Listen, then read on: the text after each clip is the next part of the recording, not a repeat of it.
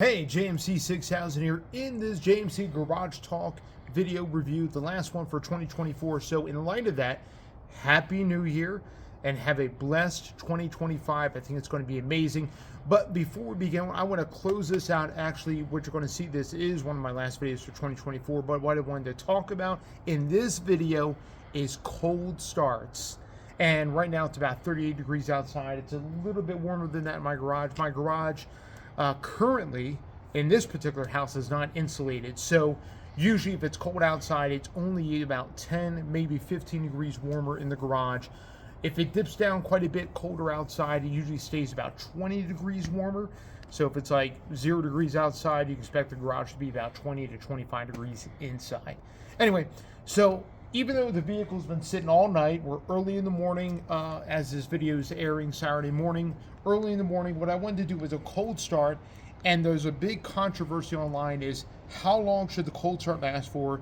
After you cold start an engine, should you just pop it in drive and start going, or should you let it idle for a little bit and kind of get everything worn up before you start popping it in reverse or drive and start heading out? So let's go ahead and find out. I'm going to give you my recommendation. I'm going to do a cold start on the 2025 Explorer, and as it's running in cold start mode, I'm going to kind of go through what I usually do and what I recommend for cold starts, and whether it be for gas or diesel. And we're kind of going to go through that. So here, let me do a cold start on this as I'm about ready to head out for my day today, and then I'll kind of tell you what I usually recommend for cold starts.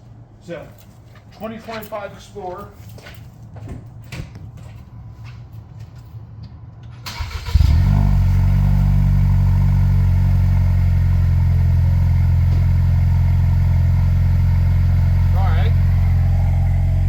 Just heard the cold start on this. It's about, again, 38 degrees outside. Inside the garage, it is 46 degrees in the garage. So definitely a cold start.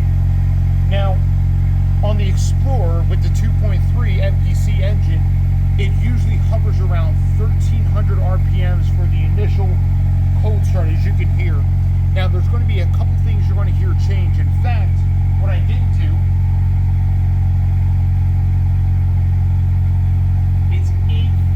right now in the morning. We're going to see how long it takes from when I initially did the cold start to when the idle goes down. Usually it takes about, I would say about a minute and a half, maybe 2 minutes. Anyway, it runs at about 1,300 RPMs, and that's to get everything nice and warmed up, to get everything nice and flowing, and to really help predominant get heat into the cabin. So it's doing that right now, as you can see. And one of the things I noticed about, especially with Ford and their cold starts, is that they're not only elevated as far as RPMs, but the sound of the engine is a little bit more intense in their cold starts. As you can just hear, the engine now is almost warmed up. It's still probably 80-40, but it's still running at a higher idle. Okay, it just went to 841, so now we're a minute into the cold start. It's still running at a higher idle. But as you can tell, the pitch of the exhaust has now changed. It's not as loud as what it was, and I think what it is that the catalytic converter assembly is now fully warmed up, and it's actually deadening the sound just a little bit.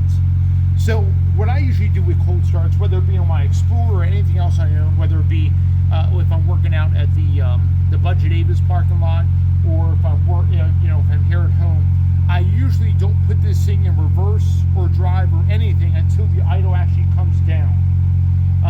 The idle come down on this right around 900 RPMs. It's still elevated, as you can hear, but it should come down here, I would say, within about another half a minute, maybe to a minute, and it should hover right around 900 RPMs. That's when I believe it's okay to go ahead and put in reverse and drive and go ahead and do what you need to do.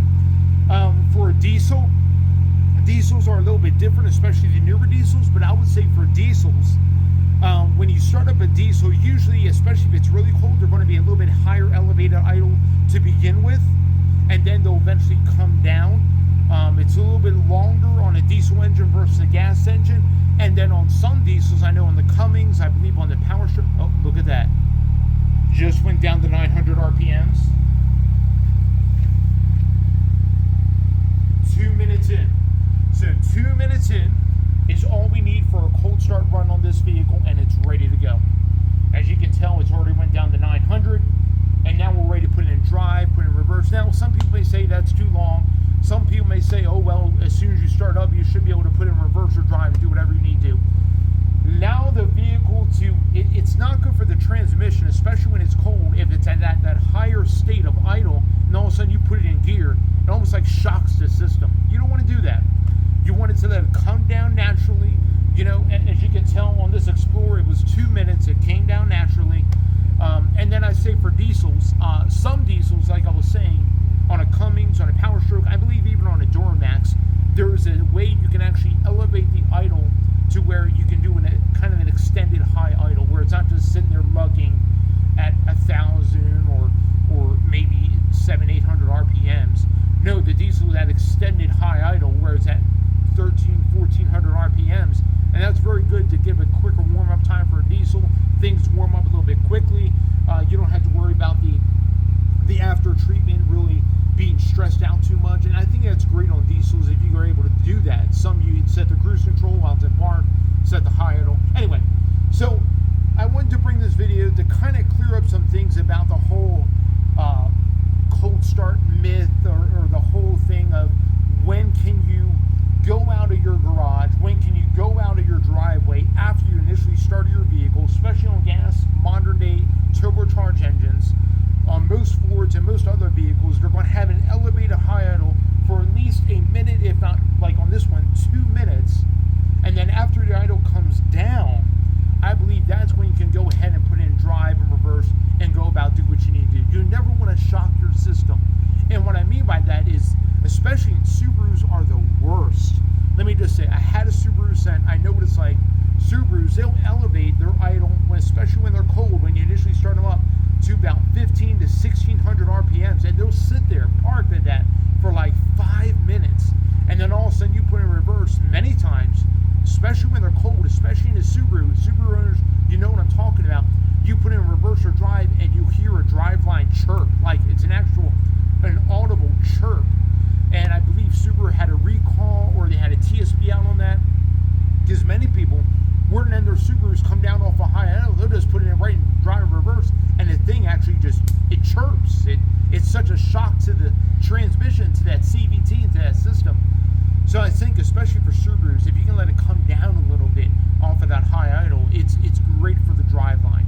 So that's pretty much what this premise of this whole video is about. Not only to do a cold start, but to kind of show you, you know, at least with my Explorer and with other newer vehicles, there is a set time where they'll actually come down off a high idle, and I believe once that happens, you're able to put it in drive, you're able to put it in reverse, and you're not so much shocking this cold Driveline, shocking the system, and it's not good if you're able to, you know, they say how bad neutral drops are for vehicles. Well, if you're at a high idle state and you put it in reverse or drive, that's really bad for the system. You do not want to do that. Again, let the vehicle come down, and now it's probably got some temperature in the engine. I could probably run the heat full blast if I wanted to. It's sitting there idling nicely at 900 RPMs. Sounds great.